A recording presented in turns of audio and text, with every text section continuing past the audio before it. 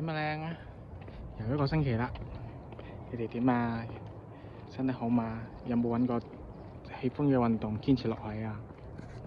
我今個星期嘅進度都係往好嘅方面發展緊，不管係從體能啦，同嗰個腳傷嘅康復啦，都往好嘅方向發展緊，但係個進度可能會冇預期當中咁好。同醫生同康復治療師不斷咁樣溝通過程當中咧，發現我個進度可能會比正常嘅要慢。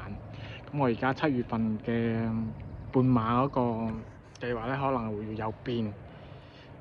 因為而家仲係以有氧跑為有氧基礎為主，好多速度訓練就跟唔上，力量訓練都仲可以做到，但係速度訓練咧就速度一上去咧，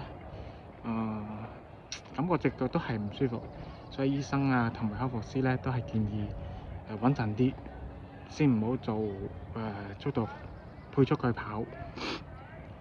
咁但係今次我係發現咗另外一樣嘢咯，原來我左邊嘅身體同右邊嘅身體係唔對稱嘅。點解咁講咧？因為我今次康復治療師同我檢查過，就係話我左邊嘅手啊腳啊嘅功能性好似係冇右邊嘅手腳咁靈活咁好。咁暫時有一個判斷就係話，可能我天生係左邊同右邊係有多少唔平衡。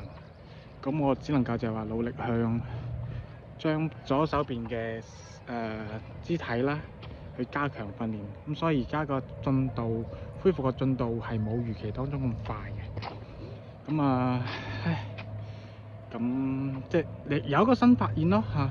一初由細個開始，我以為係每個人都係手手腳腳，左手同右手，左腳同右腳，左手就同右手係一模一樣嘅。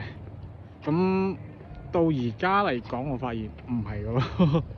或者你可以網上面好多簡單嘅視頻，應該好多簡單嘅測試嘅，比如話我哋嘅左手或者係右手可以完全握到一個手機。